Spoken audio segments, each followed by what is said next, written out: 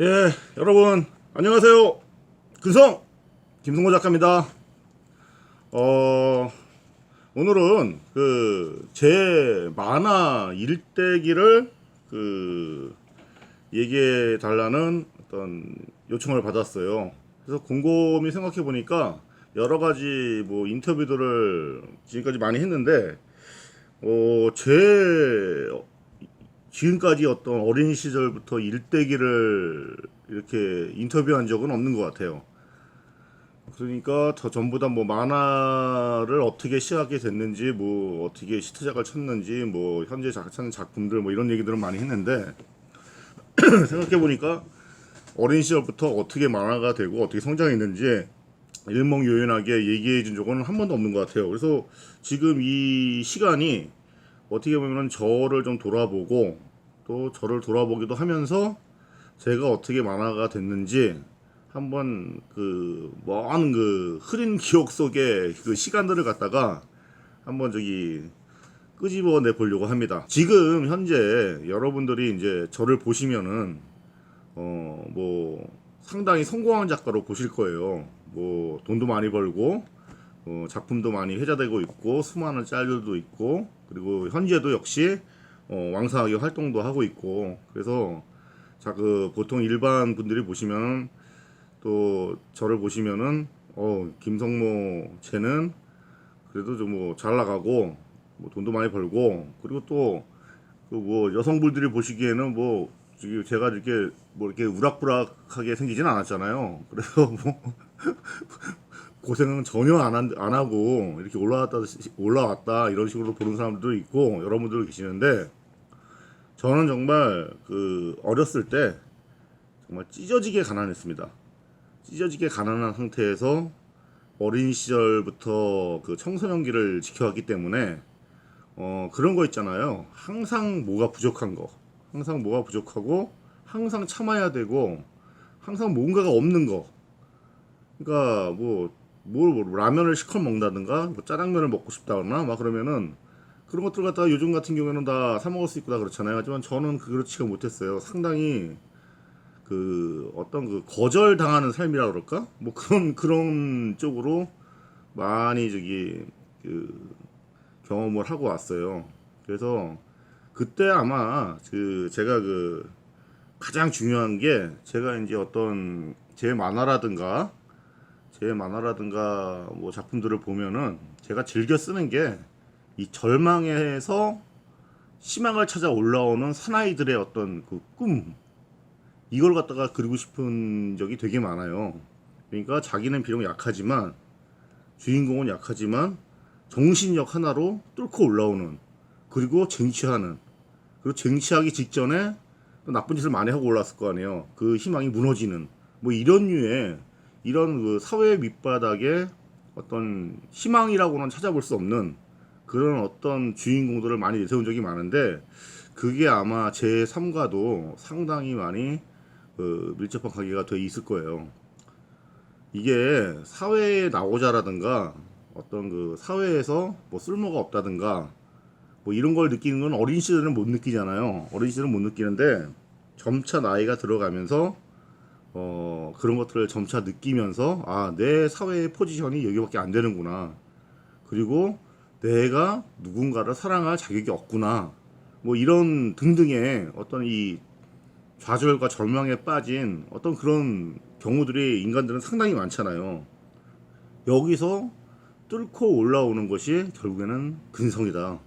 포기하지 말고 올라와야 된다. 저는 이런 생각을 가지고 작품에 많이 임했는데 이런 것들을 갖다가 저한테 확실하게 이게 심어주신 게 또 돌아가신 저희 아버지예요. 제가 삼남매에 이남 일녀의 장남이에요. 장남으로 태어났고 그리고 둘째가 여자애, 셋째가 또 남자의 막내 이렇게 됩니다. 이렇게 되는데 어머님이 아버지하고의 사이가 안 좋으셔가지고 제가 초등학교 4학년 때 집을 나가셨어요. 집을 나가시고 이혼을 했습니다. 이혼을 해가지고 아버님께서 저희 삼남매를 그 조그만 그 학구방 같은 방 조그만 거에 그 아버지 저 동생들 2명 이렇게 해서 4명이 살았어요. 뭐 부엌도 없었고 부엌도 나가면 바로 마루 있고 뭐 거기다 그 곤노라 그러죠. 곤노 석유 곤노 같은 거 올려놓고 그리고 뭐 저기 그 뭐야 냄비나 거 몇 개 있고 숟가락 몇 개 있고 이렇게 살았어요.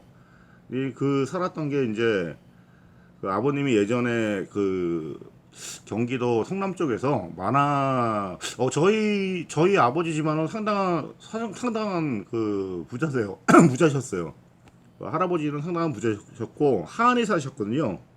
부자였는데 이제 아들 딸들이 많고 돌아오시고 나서 뭐 저기 형제들이 뭐 이렇게 뭐 저기 뭐야 이것저것 하느라고 다 뭐 재산도 그렇고 다 하고 또 저희 아버님도 셋째셨는데 저희 아버님도 정말 남자셨어요.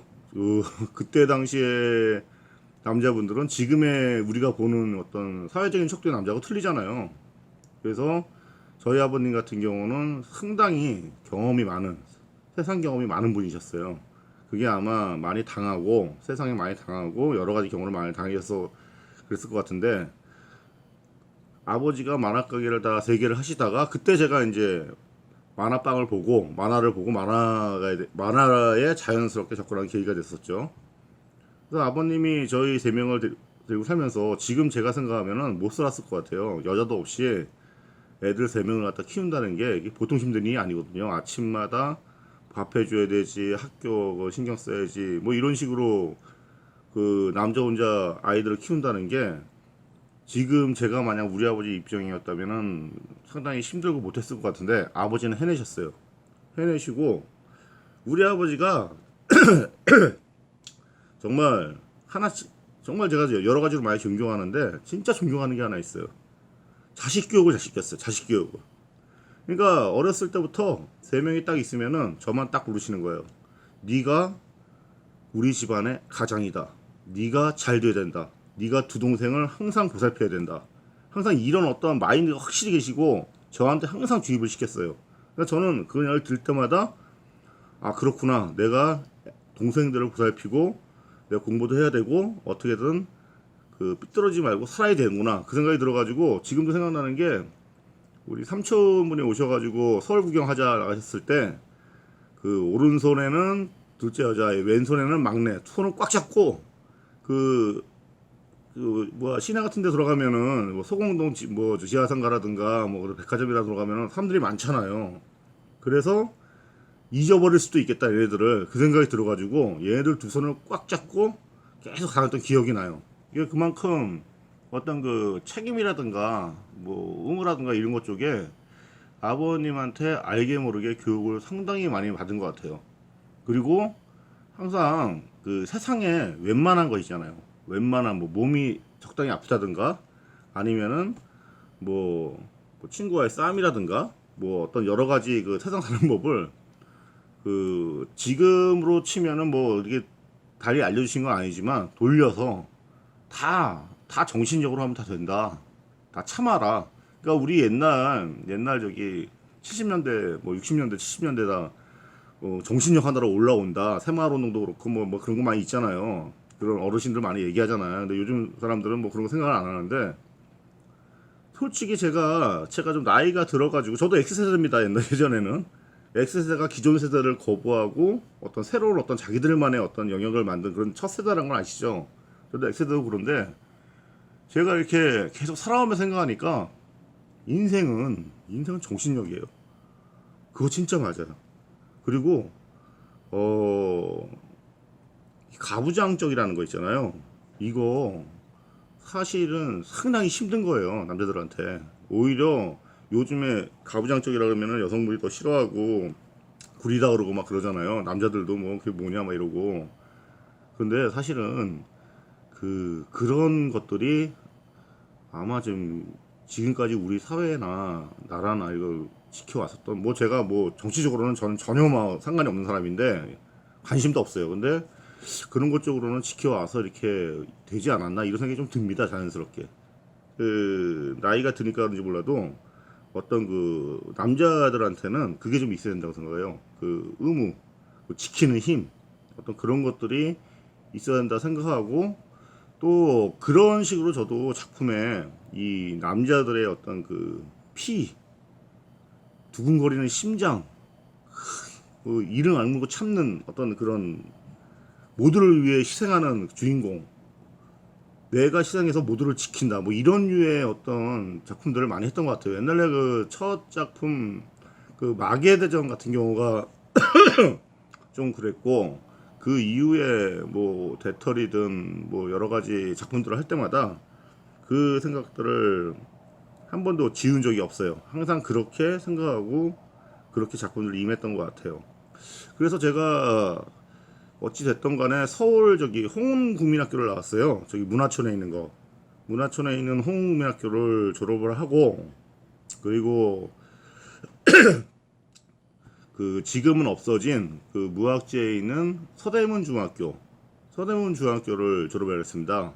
지금은 과학대가 한성과학대인가 돼 있더라고요. 거기 쭉 올라가는데, 그래서 거기서 졸업을 하고 그 다음에 중학교를 졸업하고, 저기 지금 또 그 종로 쪽에 있죠. 거기 뭐 현대그룹 본사 뒤에 있는 거, 그 대동 상업고등학교를 입학을 했습니다. 그래서 또 거기를 졸업하게 됐어요.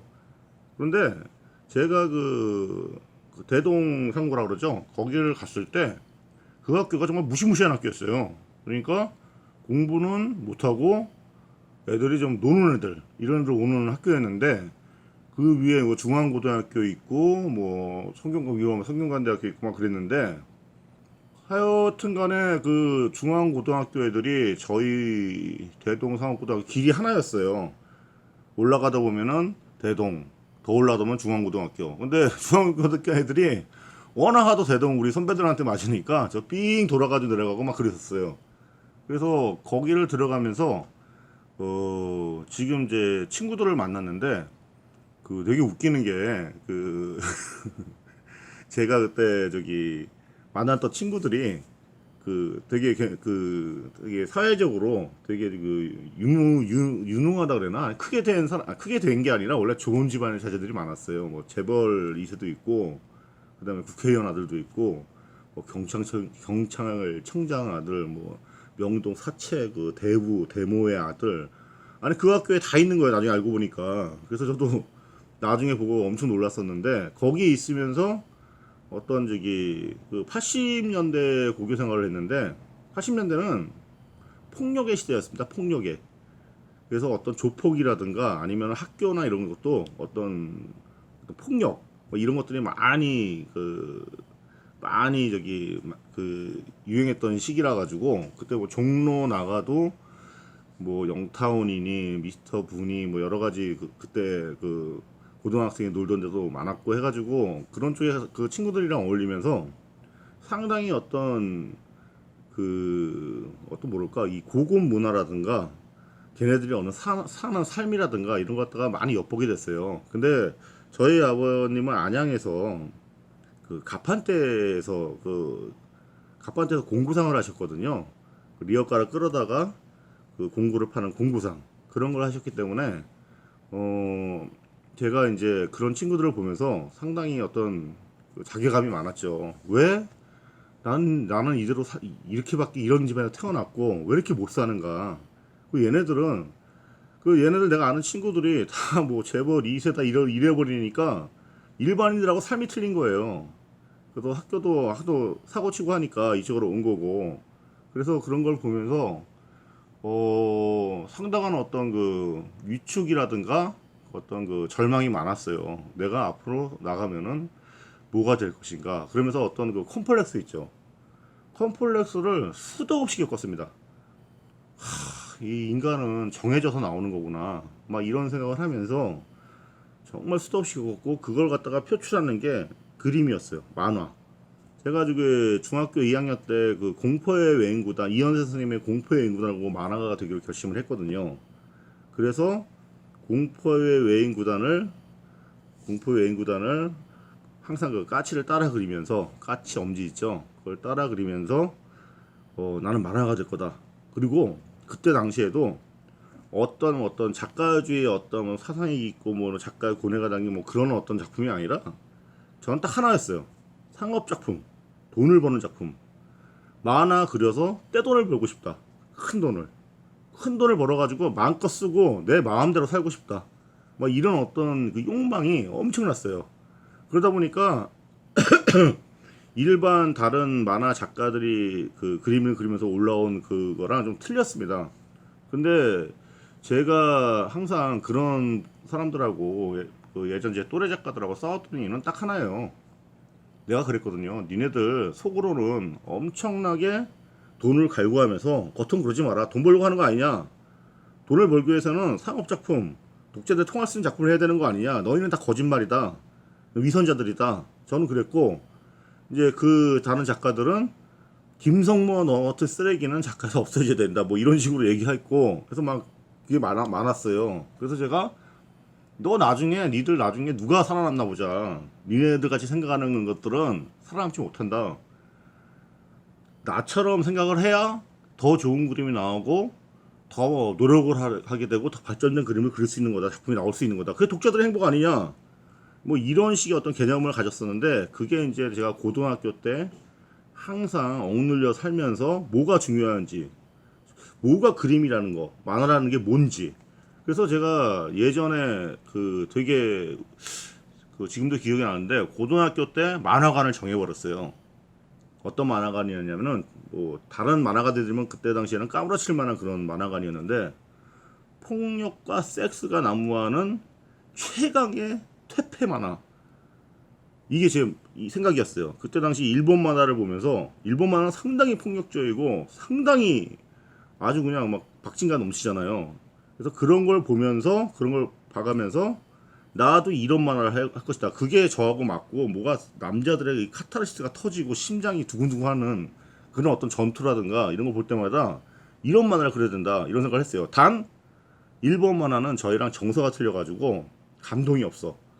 그래서 단 여기다가 어떤 인간의 어떤 밑바닥에 어떤 그 밑바닥에 슬픈 어떤 그런 이야기들을 갖다 넣어주는 감동적인 그 만화를 만들어야겠다. 폭력과 섹스, 감동 이걸 다 집어넣어야겠다. 이런 식으로 생각을 했어요. 그래서 제가 생각하는 감동이라는 거는 항상 주인공이 희생하는 거, 주인공이 희생하고 모두를 위해서 희생하고 살아가는 거 이쪽으로 제가 이제 포커스를 맞춰가지고 그 만화관을 만들게 됐습니다. 그래서 만화관을 그렇게 정하고 나니까 제가 이제 영향을 받은 만화 작가는 일본 만화 작가들과 그리고 국내에서는 제가 영원한 우상으로 생각하시는 이현선 선생님의 까치예요. 까치와 엄지를 보면서 저 정말 많이 울었습니다. 그리고 뭐 까치와 이현선 선생님이 그때 당시에 엄청나셨어요. 어떤 적이 뭐 국경의 갈가마기, 뭐 까치의 푸른 능금, 까치의 풋사과, 뭐 지옥의 링, 사자야 새벽을 노래하라 등등 해가지고 작품들이 정말 얼마나 그 전율을 했는지 이게 만화다 이런 식으로 독자들을 완전히 끌어잡는 그런 만화가 돼야 된다 이런 생각을 고등학교 때부터 완전히 제 머릿속에 쑤셔 박기 시작합니다. 그래서 어떤 이 만화에 어떤 그 하나의 그걸 딱 정해놓은 거죠. 어떤 그 제 만화는 이런 것이다는 걸 그때 정해놨어요. 그리고 절대 흔들리면 안 된다. 나는 이런 만화로 가야 된다. 그리고 극화로 가야 된다. 제일 표현 잘하는 게 극화잖아요. 근데 극화라는 게 너무 그리기가 힘들어가지고 정말 맨날 연습을 해도 얼굴만 그리고 몸은 못 그려. 막 이런 식이 되는 경우가 상당히 많으실 거예요. 이제 그림을 좀 그려보시는 분들은 뭐 얼굴은 마스크만 처음에 연습하고 몸은 동작이 안 되거나 막 이런 경우도 많고 또 전체적인 어떤 그 인물이나 그렇게 해가지고 인물을 하면은 또 마스크 감각이 없어질 때가 또 많아. 그 실사 우리 저기 얼굴이라든가 이런 쪽으로 많이 하다 보면은 또 이게 만화식으로 되지가 않는 경우가 많아가지고 그거를 갖다 극화하기가 상당히 힘들었어요. 그래서 고등학교 때 열심히 그렇게 하고 나서 저는 이제 그 대학은 생각도 없었거든요. 대학은 생각도 없었고 원래 중학교 때부터 사실은 학교를 때려치고 만화 그리면 안 될까 이 생각을 많이 했었는데 아버님이 그러시더라고요. 임마, 그 만화가나 소설가나 작가들도 최소한 어떤 그 기본 어떤 그 교육은 있어야 되는 거야. 네가 아무리 뭐 지금은 필요 없다고 생각하지만 절대 그렇지가 않다. 고등학교는 나와야 된다. 그래가지고 아버지의 강권에 의해 가지고 저기 고등학교는 제가 졸업을 했습니다. 졸업하자마자 얼마나 좋아요. 이제는 만화를 마음대로 그릴 수 있겠구나. 그래가지고 제가 처음 찾아간 게 그 화곡동 쪽에 있는 그때 당시 그 고행석 선생님 그 B팀이었는데, 고행석 선생님 아시죠? 그 구영탄 졸린 눈 그 나오는 주인공 있잖아요. 그때 당시에 이현쌤의 까치와 함께 아주 엄청난 인기를 끌던 그 분이셨거든요. 그런데 본팀에를 뭐 가고 싶었는데 어떻게 그 화곡동 B팀을 찾아가게 됐어요. 그래서 그 B팀장이죠. B팀장인 그 분을 만나가지고 저기 만화 배우고 싶습니다 해가지고 이제 뒷채로부터 들어갔는데, 그 솔직히 저랑 성향이 좀 안 맞는 거예요. 그림 자체가. 그래가지고 좀 하다가 저기 이현 선생님 쪽으로 가야겠다 뭐 이런 생각을 하고 있었는데, 어느 날 그 그분이 그 팀장 분이 스토리 고심을 막 하고 계시는 거예요. 그래가지고 제가 저도 스토리 좀 쓸 줄 아는데 제가 써보면 안 되겠습니까? 이렇게 얘기를 했어요. 근데 사실은 제가 어렸을 때부터 책을 읽는 걸 되게 좋아했어요. 책 읽고 하는 거. 제가 그 여명의 눈동자 아시죠, 여러분들? 김성종 작가 소설 여명의 눈동자. 그게 아마 제가 그 군대 졸업하고 막 94년인가 아마 이때 나왔을 거예요. 3년 4년도에 아마 텔레비로 이렇게 나왔을 텐데, 제가 그 소설을 읽은 게 중학교 2학년 때였어요. 여명의 눈동자. 그 뭐 최대치하고 장아림 뭐 이렇게 나오는 거, 그거를 그 중학교 2학년 때 읽고, 그 미국의 대표적인 그 풍속 작가 있잖아요. 시드니 셀런, 뭐 천사의 분노나 막 이런 것들, 그런 데 빠져가지고, 뭐 위에서 선생님 것도 마찬가지고, 그러니까 웬만한 소설이란 소설은 다 읽고, 세계 문학 전집 다 읽고, 뭐 사상론, 군주론 그것도 다 읽고, 이 책에 미쳐 있었어요. 그러다 보니까 제가 그 지금도 저기 영산대학교 특임 교수를 하고 있으면서 그 애들한테 하는 얘기가 있어요. 책을 많이 읽으라고. 이게 가만히 보니까 제가 작가로서 완성도를 어느 정도 가지게 된 계기는 책이었어요. 나중에 알고 보니까 많은 책을 봄으로써 자기는 모르지만 거기서 자연스럽게 구성력이라든가 어떤 여러 가지가 그 책을 봄으로 해가지고 이게 온 거예요. 나도 모르게, 저 자신도 모르게 이게 생긴 거예요. 그래서 책을 많이 봐야 된다. 그래서 가만히 생각해 보면은 어렸을 때부터 책을 좋아했고, 뭐 몬테크리스토 백작부터 시작해가지고 뭐 만화도 좋아했지만, 진짜 그 소설책, 그 문학 전집 서부터 해가지고 엄청나게 거의 다 본 것 같아. 나오는 것들 웬만한 소설들은 추리 소설도 빠져가지고 함정이니 뭐니 보고, 그 다음에 제가 제일 좋아했던 게 또 일본의 뭐 대망 막 이런 시리즈 있잖아. 책 왕창 있는 거, 그런 소설, 추리 소설들도 읽고, 하여튼 그런 책들을 탐독을 많이 해서 지금도 어떤 스토리라든가 어떤 걸 하면은 기획이라든가 이런 것들이 그때 그 읽었던 게 저도 알게 모르게 축적이 돼가지고 나오는 것 같더라고요. 그래서 여러 그 책을 많이 읽은 그 효과가 대단히 크다고 할 수 있습니다.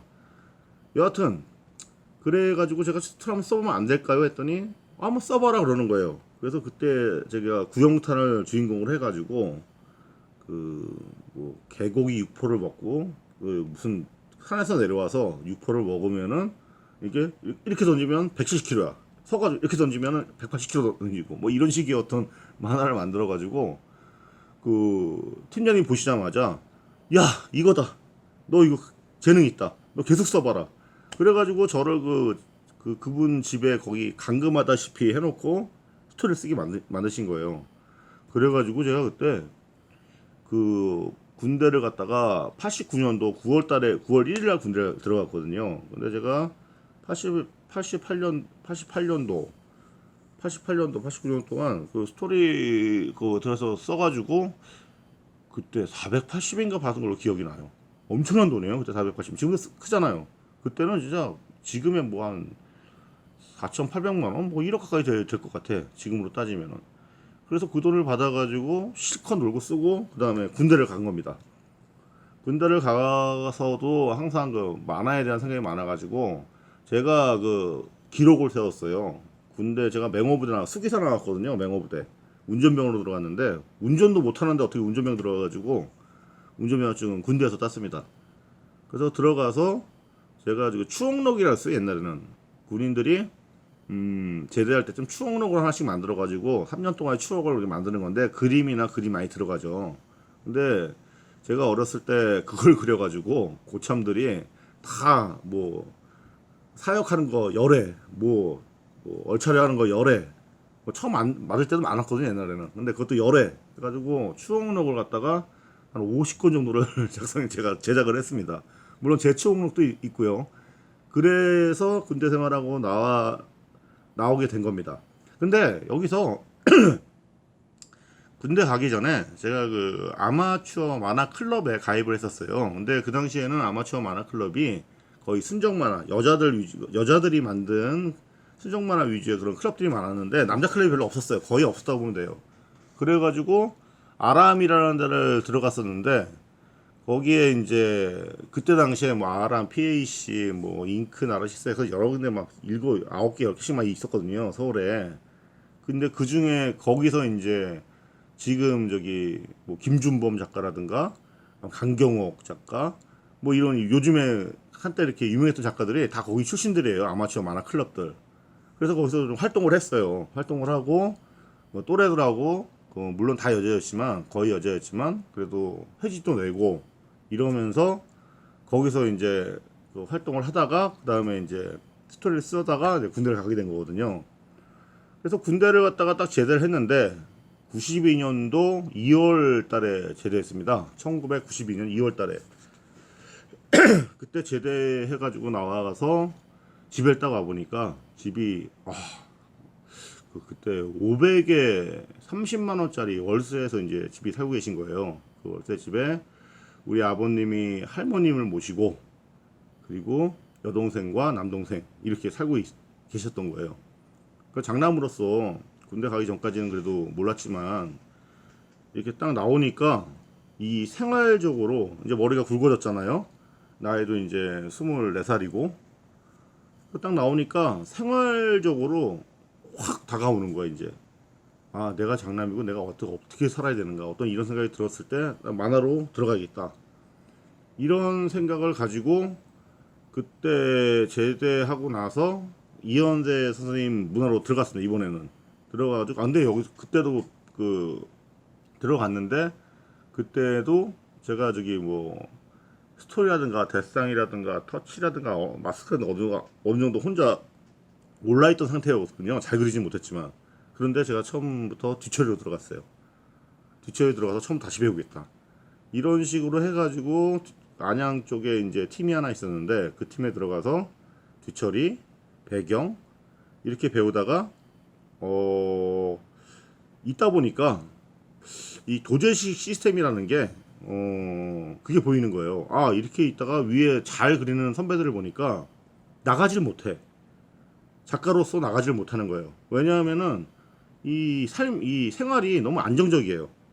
그 아무래도 이연세 팀이다 보니까 그 모든 면에서 그 상당히 그 대우가 좋고 실력만 늘리면은 고도가 세고 그 당시에 그 배경맨 제 친구 잘하는 애를 보니까 내 주위 또래들보다 막 선후배를 벌더라고요.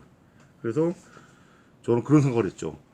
여기 있어서 내가 실력을 키우는 건 좋은데 실력을 키우면은 저 돈의 압박에 의해 가지고 내가 나가지를 못하겠구나. 작가가 못 되고 저 형들처럼 위에 선배들처럼 여기서 이제 일하다가 결혼하고 또 이런 식으로 살면서 계속 살아가겠구나. 한 작가의 문화생으로 살아가겠구나. 그런 생각이 들더라고요. 그래서 그거는 저한테는 그 상당히 어려운 결정이었어요. 만약에 계속 문화생 생활을 하면은 어떤 생활적으로는 풍족할지는 모르겠지만 작가로서 꿈은 멀어지고 또 뛰쳐나가면은 다시 그냥 그지 되는 거고 자기 혼자 해야 되니까 이런 이제 상황에 놓여 있었죠. 그래서 제가 결정을 내리고 그 이현세 선생님 팀을 나오게 됩니다. 그 팀을 나와서 나는 작가로서 성공하겠다 이 마음을 먹고 작가로서 한번 도전해 보자 그 마음을 먹고 이제 화실을 나왔어요. 화실을 나와서 숫자 원고를 만드는 작업에 들어갔죠. 그 당시에는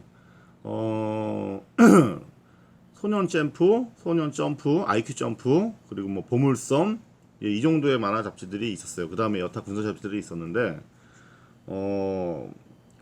하루는 그 예전 그 아마추어 만화 클럽 활동을 할 때 알게 된 그 여자친구의 진짜 여자친구예요. 여자친구가 있었는데 친구애가 밥 한 끼 먹자. 그래서 밥 한 끼 먹으려고 나갔는데 그 내가 그렸던 습작했던 그림들을 갖고 나오라는 거예요. 그래서 왜 그러냐? 그랬더니 자기가 기자를 한 명 소개시켜 주겠대요. 보물섬 기자였어요. 그래서 그래 좋다 해가지고 제가 그렸던 그림들을 가지고 나갔어요. 나가가지고 종로 쪽에서 만났는데 딱 만났는데 그 한 분의 여기자를 데리고 나오셨더라고. 둘 다 여자죠. 그래서 만났는데 저는 만화계 지망생이고 한번 작가로 데뷔하고 싶습니다. 그래가지고 제 그림을 보여주고 했더니 그 보물섬 기자분이 되게 지금은 유명하신 분이에요. 이 기자분이 지금 그 서울문화사에 아주 그 국장이나 뭐 그쪽까지 올라가셔가지고 되게 유명하신 분인데 능력 있고 되게 그 유명하신 분인데 그 당시에 그렇게 처음 만났어요. 저보다 한 살인가 그랬죠. 나중에 기회 되면 한번 연락을 드릴게요. 그래가지고 그리고 헤어진 거예요. 헤어졌는데 몇 개월 뒤에 그 보물섬 기자님한테 연락이 온 거예요. 지금 우리 보물섬에 그 원고가 하나가 빵꾸가 났다. 빵꾸가 났는데 기간은 딱 3일 있다. 단편을 하나 그래서 올 수 있느냐? 그러면은 데뷔시켜 주겠다. 이렇게 된 거예요. 이거 얼마나 좋습니까? 미친 듯이 했죠. 무조건 할 수 있다. 그래서 3일 만에 만든 작품이 약속입니다. 약속. 거기 강건마가 처음 나오죠. 그래서 그걸 가져가서 보물섬에 데뷔를 하게 된 거예요. 데뷔하게 됐는데 그 데뷔작이 근데 지금 보면은 정말 그림 진짜 못 그렸어요. 정말 막 그런데 스토리가 시장가에서 막 사과 훔쳐 먹는 동생을 혼냈는데 어느 날 또 보니까 동생이 또 사과를 훔치고 있는 거예요. 그래서 가서 막 때렸는데 알고 보니까 썩은 사과 먹고 있었던 거야. 형 말을 들으려고. 그러면서 서로 껴안고 우린 그지가 아니야. 우리는 남의 걸 훔치면 도둑질을 안 되겠다는 교훈적인 얘기였는데 여하튼 이게 보물섬에 나가서 9위를 한 거예요. 근데 보물섬에 26개, 7개의 작품이 있었거든요. 9위란 건 엄청나죠. 그 당시에 아기공룡 둘리도 거의 연재될 때니까요. 그래서 그 데뷔를 딱 하게 되니까 그 다음에 제의가 오는 거예요. 그 한국지 빠진 그 부분을 갖다가 연재 가능하냐? 연재 시켜주겠다. 그렇게 또 제의가 온 거예요. 그 성적이 좋으니까. 그래서 저는 무조건 하겠다 그랬죠. 얼마나 큰 어떤 그 행운이 온 겁니까? 그래서 무조건 하겠다 해서 그때 또 다시 낸 게 이제 그레이트 캡장이라는 거를 또 연재를 하게 된 거예요. 근데 이 그레이트 캡장이 연재가 되면서 5위권에서 떨어지지가 않는 거예요. 인기 순위가. 그러니까 보물섬에서도 놀라고 다른 작가들도 놀랐죠. 그림 개발 세발에다가 막 이거 뭐야 막 이러는데 순위는 좋다. 인기 순위 좋다. 그러니까 그게 알게 모르게 제가 그동안 해왔던 어떤 그 내공들 있잖아요. 그 스토리의 내공이나 이런 게 독자들한테 전파가 됐었던 것 같아. 독자들이 뭘 좋아하고 뭘 하는지 있잖아. 이거를 갖다가 본능적으로 알고 있었던 것 같아요. 제가 좋아하는 만화들이 독자들도 좋아할 것이다. 이런 어떤 그런 생각이 있었는데 그게 좀 주요했던 것 같았어요. 그래서 5위권 안에 드니까 어쨌든 간에 그때 보물섬이 월간 만화였다가 격주간 했다가 뭐 이런 식으로 왔다 갔다 했는데 여하튼 간에 반응이 좋으니까 사실은 그 보물섬이 약간 전성기의 말미였어요. 그래가지고 신인 작가들한테 좀 기회를 많이 줄 때였어 상대적으로. 그때 제가 이제 얻어 걸린 거죠. 그래서 연재해서 하다가 그때 당시에 이제 제일 메이저라고 하는 게 IQ 점프와 소년 챔프였어요. 주간지였죠. 두 개가 다 주간지였는데 IQ 점프에는 드래곤볼이 있었고 그리고 소년 챔프에는 슬램덩크가 있었고 그래서 막 만화 붐이 막 올라갈 때였어요. 다 히트 완전 데이트작이 나와. 일본이나 우리 한국이나 그 드래곤볼이나 슬램덩크로 완전히 폭발해가지고 엄청날 때였어요. 그래서 제가 그걸 보면서 보물섬보다는 주간지를 들어가겠다 해가지고 챔프를 찾아갔습니다. 소년 챔프, 저 슬램덩크를 연재하는. 왠지 모르게 저는 그 챔프가 약간 그때 일본 서야가 좀 같았거든. 근데 저도 뭐 그런 거 좋아했고 상업 만화가 좋았어요. 독자들이 보면은 무조건 재밌는 만화, 무조건 끌리는 만화, 뭐 이런 것들이 너무 좋았다고요. 뭐 사상적으로 뭐 이렇게 하고 뭐 인간의 고뇌 이런 게 아니라 그냥 그 액션, 그 소년 만화 있잖아. 소년 만화. 그런 어떤 그 초상업적인 그런 어떤 일본 만화 계열들 막 그런 만화들을 하고 싶었어요. 그래서 소년 챔프를 찾아갔는데 저 그 보물섬에서 5위 안에 드니까 여기도 연재하고 싶다. 좀 힘이 되죠. 그러니까 보물섬 챔프에서 보면서 그런데 뭐가 어쩌고 저쩌고 해가지고 12권을 빵꾸를 맞았어요. 온 거를. 그러니까 그 소년 챔프를 갖고 왔는 게 허리케인이라는 작품이었는데 이게 나중에 이제 마계대전이 돼요. 근데 허리케인이라는 걸 1화를 가지고 갔는데 너무나 뜯어 고쳐가지고 엉망진창이 된 거예요. 그래서 12번이나 찾아가니까 여러분 12번 찾아갈 수 있겠어요? 그거 되게 힘든 거예요. 근데 저는 그 어떤 그 근성이 있었거든. 한마디로 어떤 기필코 연재하고가 말겠다는 어떤 근성이 있어가지고 그래서 갔는데 12번 빠꾸 맞고 13번째 내주겠다. 아 너 지겹다 너 같은 놈 한번 해봐라. 그런데 이제 제가 원하는 작품은 아니었죠. 뭐 스토리 다 뜯어고치고 막 엉망진창이 된 그런 그 작품이었죠. 그러니까 제 스스로도 약간 어떤 의욕이 반감이 됐었어. 내가 구사하는 작품을 하고 싶은데 그 편집부에서 얘기하는 것들을 다 듣고 하다가 그 저기 이렇게 만들어 놓으니까 엉망인 거예요. 그때 제가 편집부들에 대한 불신이 되게 컸었어요. 그때 마음 먹었죠. 나중에 나는 내가 좋아하는 작품을 해야겠다. 내 멋대로, 내 마음대로 내가 구사하고 싶다. 내 스스로 내 김성모 하나가 뭔지를 독자들한테 보여주고 싶지 누구한테 말을 들어서 하고 싶지 않다. 그걸 갖다 너무 응어리가 생기게끔 느낀 거예요. 그래서 결국 나중에 뭐 만화할 때마다 내 멋대로 하고 내 스타일, 김성모 스타일 만들고 내 맘대로 다 해가지고 뭐 40장도 전장에서가 나가보다 뭐 그런 게 다 이런 어떤 그때 받았던 어떤 어떤 뭐라 그러지 이게 막 이렇게 앙심이라든가 그런 게 있어가지고 했던 것 같아요. 그래서 어쨌든 나가는 허리케인이라는 게 나갔는데 1회부터 꼴찌야. 아 당연하죠. 제가 봐도 재미가 없거든. 1회부터 꼴찌를 해가지고 연재를 총 17회를 했는데 17일 내내 꼴찌했어요. 아 딱 한 번 17회 했다 또. 17이라는 숫자가 뭐가 있는지. 그래가지고 밑바닥을 긴 거예요. 챔프에서. 근데 그때 밑바닥을 기면서 그런 생각을 했어요. 만약에 이걸 나한테 그냥 네 멋대로 해봐라 하고 맡겨줬더라면은 그냥 진짜 슬램덩크하고도 한번 붙어볼 수 있는데 막 이런 생각이 막 들었었어요.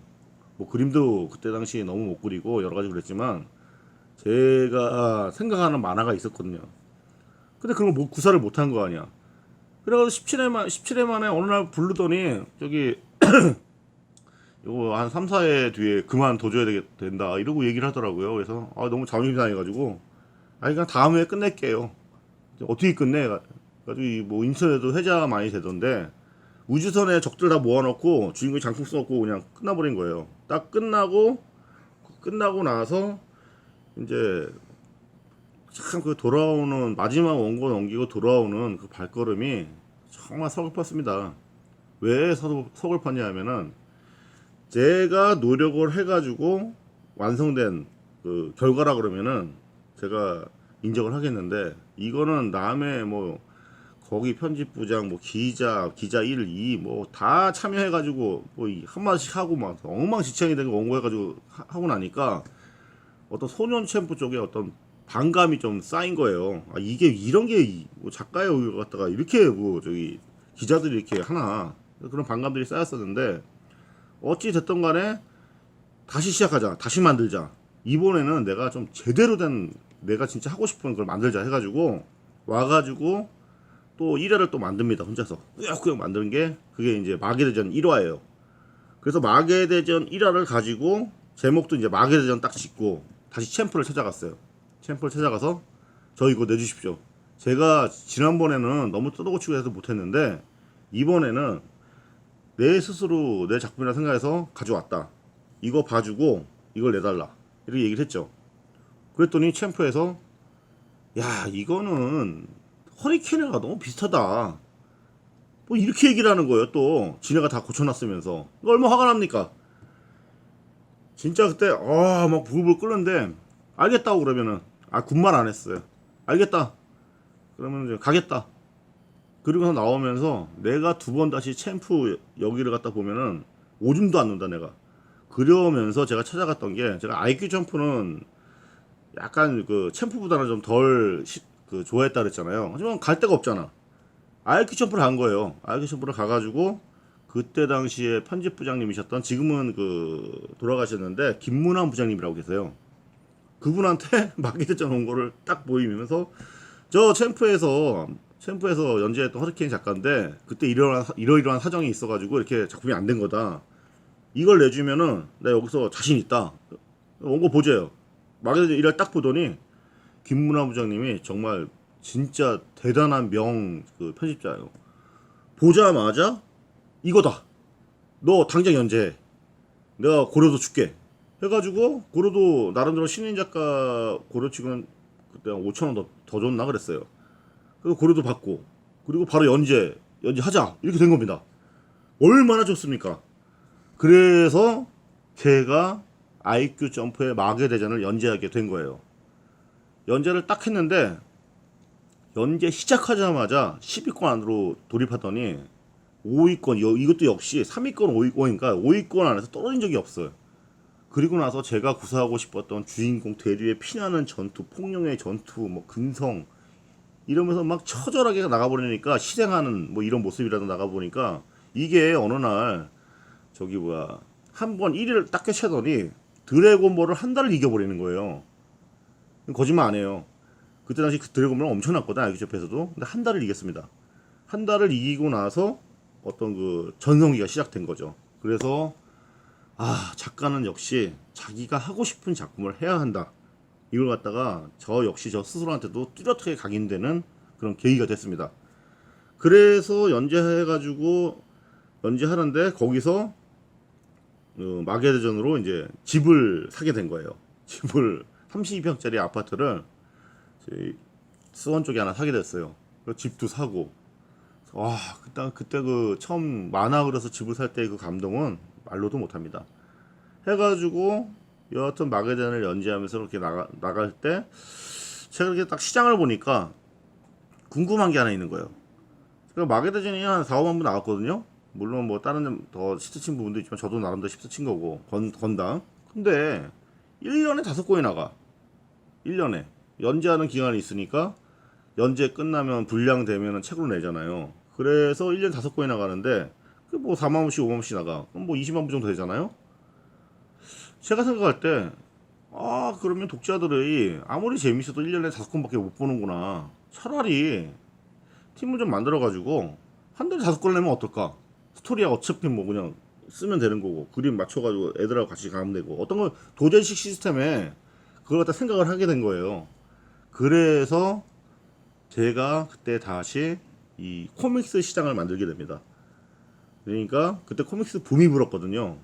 IQ 점프나 챔프에서 내는 단행본 때문에 독자들이 너무 사서 뭐 보관도 하기도 하고 여러 가지로 드래곤볼이나 슬램덩크 영향도 있고 해서 광풍이 불었던 때라 붐이 불었었는데 책이 안 나오는 거야. 책이 인기 있는 책들은 뭐 1년에 5권 나오니까.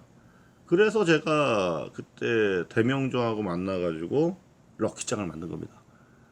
럭키짱 한 달에 3권. 3권을 만들어냈더니 히트를 쳐버린 거예요.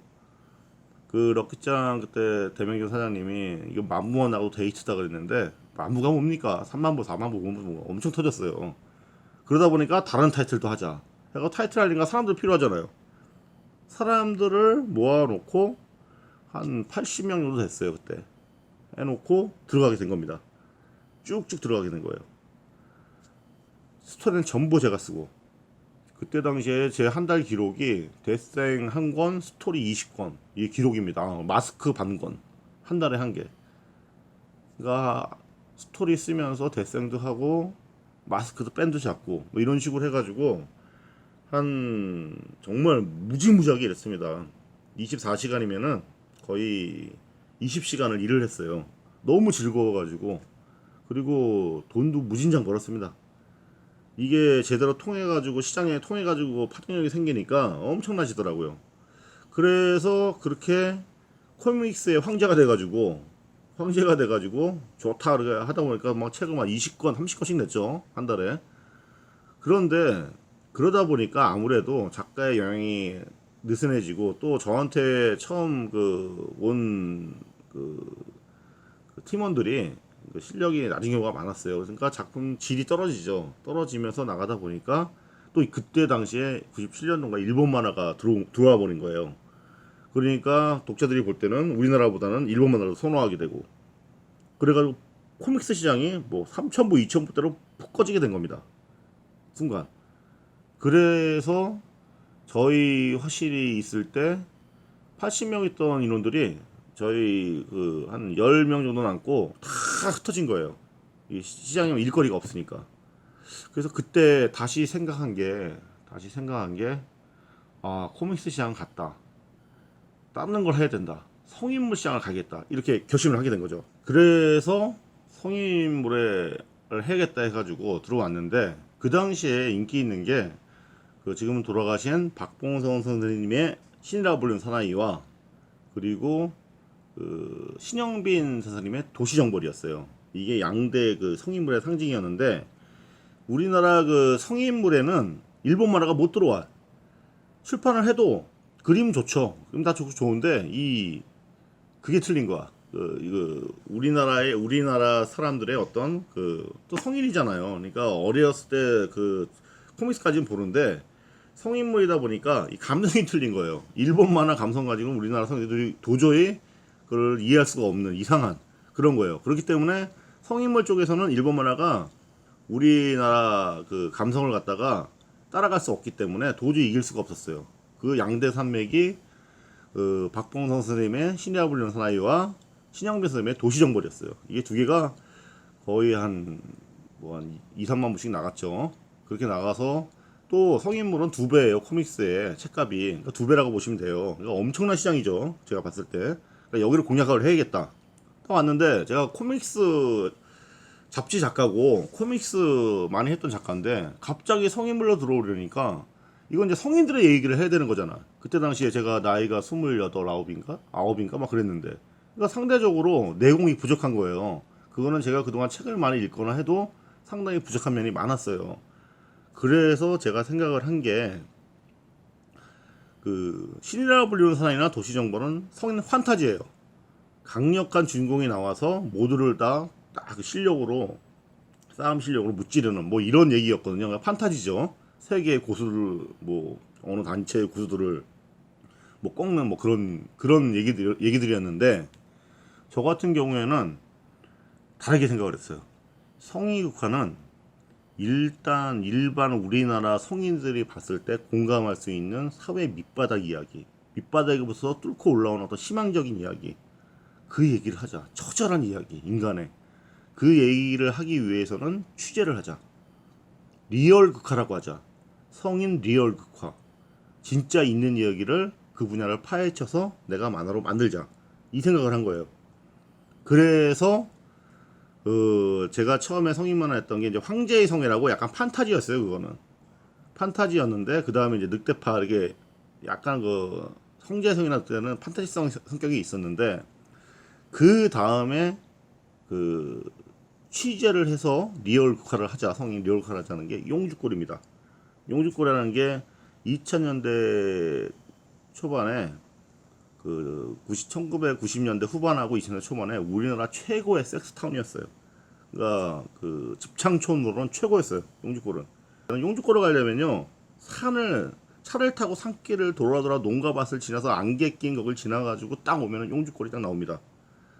그래서 법원리 여기를 취재해서 내가 만화를 만들어서 직접 그 독자들한테 보이자. 사창가, 밑바닥, 그런 어떤 처절한 그 여인과 그쪽에 있는 조폭들과 뭐 어떤 영을 버무려서 만들자 해가지고 거기에 가서 사진 찍다가 걸려서 맞아가서 갈비뼈 부러지고 이빨 나가고, 그리고 또 제가 거기서 한 2달 정도 숙식하면서 또 여러 그 종사하시는 여러분들을 많이 만나서 그 얘기를 듣고 해서 만든 것이 용주골이에요. 용주골을 딱 냈을 때 엄청난 시티였습니다. 그냥 그 제가 생각하는 어떤 상업적인 우리나라 성인들의 생각하는 어떤 재미있는 그런 만화로서 완전 적합한 어떤 작품이었어요. 그래서 용주골을 냈을 때 저는 권당 한 5만 부 이상 나갔어요. 완전히 막 그냥 그 정말 한 달에 박스로 돈이 들어왔어요. 박스로. 그래서 그걸 터트리고 나서는 이런 작품을 해야 된다. 취재를 해야 된다. 밑바닥 얘기를 하면서 독자들이 공감할 수 있는. 그렇잖아요. 성인들은 다 돈 걱정을 합니다. 그리고 상당히 힘들게 살아왔고 밑바닥에서 누구나 그래요. 그 뭐 상위 뭐 0.1%냐 잘 먹고 잘 살지, 어떤 생활을 위해서 사랑하는 여자를 위해서 살아오는 것들은 다 비슷하다고 저는 생각을 해요. 그래서 제가 주로 구사했던 게 밑바닥, 창녀, 뭐 웨이터, 분발이, 뭐 조폭, 사채, 이런 어떤 그 사회 밑바닥에서 음지에서 일하면서 양지로 올라오려는 그런 사람들의 이야기들 있죠. 그 여자의 일생, 뭐 이런 류라든가 해가지고 용주골을 딱 내고, 그 다음에 빨판이라는 제비족 만화를 또 내고, 그 다음에 조퍼가 같이 여자 깡패 얘기를 내고, 그 다음에 용주골이 뜨니까 그 신문사에서 연락이 온 거예요. 일간 스포츠에서 와서 용주골을 봤다. 너랑 한번 하고 싶다. 신문 로테이션 작가가 된다는 건 상당한 거거든요. 신문은요, 일반 작가들이 할 수 있는 영역이 아니에요. 매일 연재를 해야 되고 또 인기를 얻어야 돼요. 이거는 우리나라 그 최고의 작가들, 이현 선생님, 허영만 선생님, 장태선 선생님, 이런 어떤 그 로테이션 작가들이 있어요. 이런 작가들만에 거의 제가 끼게 된 거예요. 그래서 그 일간 스포츠에서 용주골 같은 만화는 안 되고 다른 만화를 해달라 해서 만든 게 대털입니다. 도둑놈 만화. 그래서 대털을 갖다 일간 스포츠에 연재를 하면서 그때 당시에 있는 스포츠 조선의 타짜 아시죠? 허영만 선생님의 타짜 3부하고 격돌을 하게 된 거죠. 그리고 나서 이제 뭐 어떤 그 대털이 어떤 그 당시에는 센세이션 했죠. 2000년대, 2001년도, 2년도에는 그 대털의 시대였습니다. 그래서 그걸 내면서 뭐 요즘도 제가 유튜브에 대털 그 재연재하고 옛날 거 다시 이렇게 유통이라 해서 했는데 반응이 상당히 좋잖아요. 그래서 대털을 연재하고 나서 우뚝 서게 된 거죠. 성인물 작가로서 우뚝 서가지고, 그때 당시에는 뭐 제가 저희 화실로 나가면은 그냥 2만 부는 기본이었어요. 근데 성인물 2만 부가 왜 대단한 거냐면은 그 코믹스의 더블이에요, 책값이. 그래서 그렇게 나갈 수가 없어. 값이 비싸니까 잘 안 사요. 근데 저희가 내면은 또 2만 부씩 나고 또 성인물 시장을 만들어 버린 거예요. 두 타이틀밖에, 신이라 불리는 사나이, 도시정글 2개밖에 없었는데 제가 나오면서 한 달에 막 몇 타이틀씩 열 몇 곳씩 내다 보니까 이게 또 엄청나게 붐이 불어가지고 다 작가들이 또 성인물 한다고 몰려든 거예요. 그래서 제가 신문 연재를 지금까지 한 15년을 하면서 15년을 하고 2015년까지 했거든요. 뭐 강한 남자도 내고 뭐 그 전에 뭐 깡비 뭐 여러 가지 작품들을 많이 냈습니다. 그래서 그런 작품들을 내면서 성인물 작가로서 또 이렇게 온 거죠. 그러니까 아동용, 보물섬 아동용부터 그 코믹스 아이큐 점프하고 코믹스 해가지고 청소년, 그 다음에 성인, 그러니까 단계를 다 밟아서 올라온 작가는 아마 저밖에 없을 거예요. 그래서 신문 작가까지 되고 해서 항상 저기 작품을 할 때는 제가 예전에 고등학교 때 생각했던 어떤 상업 작품, 독자들의 심금을 울리는, 눈물 나는, 밑바닥에서 올라오는 그런 이야기들 쪽에 초점을 맞추고 항상 그 작품에 임했는데, 그게 이제 독자님들한테 통하고 또 저를 이 대한민국의 한 명의 그래도 이름 있는 포지션 있는 작가로서 만들어 주신 거죠. 그래서 저는 그 짤방도 상당히 많잖아요. 짤방도 많고 막 그러는데 사실은 그게 되게 진지하게 쓴 거거든. 비장한 마음으로 하나 써도 뭐 내가 무릎을 꿇은 건 추진력을 얻기 위함이다 면서 무릎 꿇고 굴욕을 당하면서 확 튀어나가잖아요. 그것도 뭐 그런 거고 뭐 저기 뭐야 대털에서는 뭐 그 설명하다가 그 적외선 국적이 설명하다가 도저히 더 이상 설명하면 안 되니까 더 이상의 자산섬을 생략한다. 는 거고 뭐 럭키짱 같은 경우도 뭐 저기 뭐 애로사항이 꼽힌다. 되게 나무에 꽃이 피듯이 애로사항이 꼽힌다. 재밌지 않아요? 어떤 그런 식으로 되게 진중하게 쓴 건데 비장하게 쓴 건데 이제 그 보시는 독자님들은 되게 웃겼나 봐요. 너무 비장하니까. 웃겨가지고 이렇게 회자돼서 지금도 뭐 짤이나 여러 가지나 하게 되고 그다음에 웹툰으로 넘어와서 그 네이버 웹툰에 그 돌아올 럭키짱이라고 연재했었잖아요. 근데 사실은 그때 당시에 그 연재할 때 너무나 신문 연재를 세 개를 하고 있었어요. 세 개를 하고 있었고 그리고 책도 한 10권씩 내고 있었고 그러니까 상대적으로 또 웹툰 네이버 웹툰 처음 뭐 그렇게 활성화가 안 될 때라 뭐 그냥 이 뭐야 애들 뭐 장난쳐놨나? 그 작품들 보면은 제가 배웠던 그런 것들은 상당히 떨어지더라고요. 극한함으로 이렇게 해가지고 해서 저는 가볍게 들어간 건데 그걸 해가면서 또 웹툰이 커가는 걸 보면서 아 내가 패착이었구나.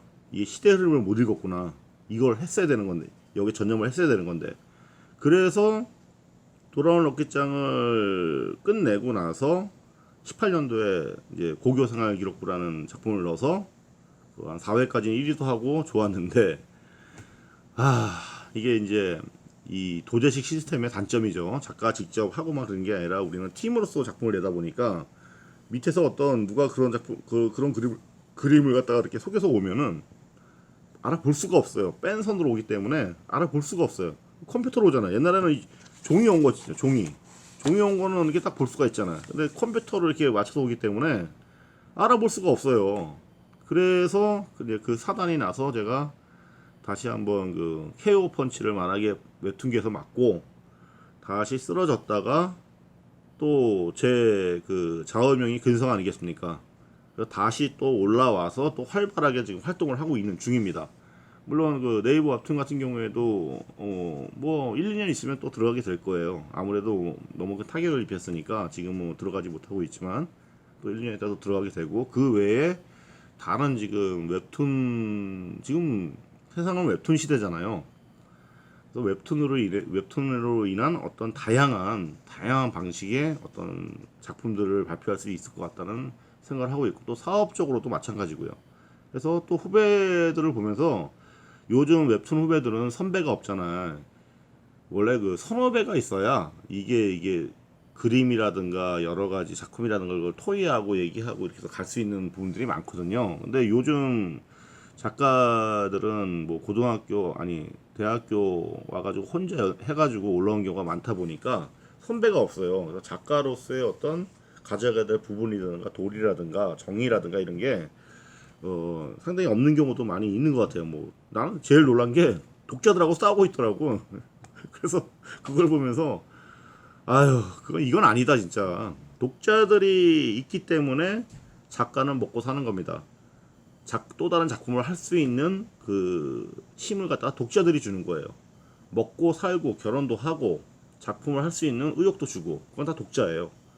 독자들하고 싸워서는 이길 수가 없어요. 근데 독자들하고 싸우는 작가도 있고 또 여러 가지 어떤 잘못된 어떤 사상을 가진 사람도 작가도 있고 여러 가지 많더라고요. 그래서 그런 부분들은 제가 선배로서 항상 만나면은 얘기를 제대로 해줘야겠구나 이런 생각을 항상 가집니다. 그리고 저는 성향이 돌려서 말하는 스타일이 못 돼요. 그리고 뭐가 눈치가 배고 뭐 이런 경우도 안 해요. 저는 직접적입니다. 직구에 직구. 야 그거 아니다. 그거 좋다. 뭐 이런 식으로 얘기를 하지. 뭐 뒤로 그러니까 레이어가 없어요. 레이어가 요즘엔 레이어 시대라 그러잖아요. 얼굴에 레이어를 몇 개 깔고 얘기를 하고 다 그런 사이다 보니까 더 외로워지는 거예요. 사람들이 진짜 이 레이어 가면을 벗고 그리고 남자든 여자든 얘기하면은 더 어떤 그 담백하고 진실성 있는 대화가 가능하거든요. 근데 요즘에는 그런 것들이 상대적으로 사회가 그런 것 같아요. 그런 것들이 많이 없어지고 자신의 본 모습을 숨겨두고 뭐 겉으로 얘기해가지고 가는 뭐 이런 것들이 물론 뭐 예전에도 그런 사회 어떤 그런성은 있었지만 요즘에 좀 심한 것 같더라고요. 그래서 그런 것들에 대해서 좀 담백하게 얘기해 줄 수 있고 이끌어 나갈 수 있는 선배가 되자, 이런 생각을 가지고 있습니다. 그런데 사실은 제가 활동을 요즘에 많이 하고 있습니다. 그래서 연재도 많이 하고 있고 또 다양한 그 만화계 분야에서도 참여를 하고 있고 여러 가지로 독자들을 위한 어떤 그 작가로서 할 수 있는 여러 가지들을 하고 있는데 뭐 어떻게 될지 모르겠어요. 하지만 제 주관은 뚜렷합니다. 만화가의 주관이라든가 제가 앞으로 어떻게, 저는 한 70살까지 현역으로 살고 싶어요. 일본에서는 72살 먹은 작가가 주간 연재를 치고 있답니다. 지금 현재. 우리나라는 지금 제가 50대인데 50대 초반인데 50대만 되면은 뭐 플랫폼에서나 기획사에서도 이렇게 꺼려하는 그런 어떤 분위기잖아요. 그런데 사실은 그 작가의 어떤 완성도나 그런 것 측면에 칠 때는 4, 50대, 뭐 60대도 좋고요. 힘이 있다 그러면은. 그래서 그런 어떤 그 나의 연령대 든 사람이 최고 좋은 작품을 낼 수 있는 어떤 그런 시기예요. 일본은 50대 작가가 다 잡고 있잖아요.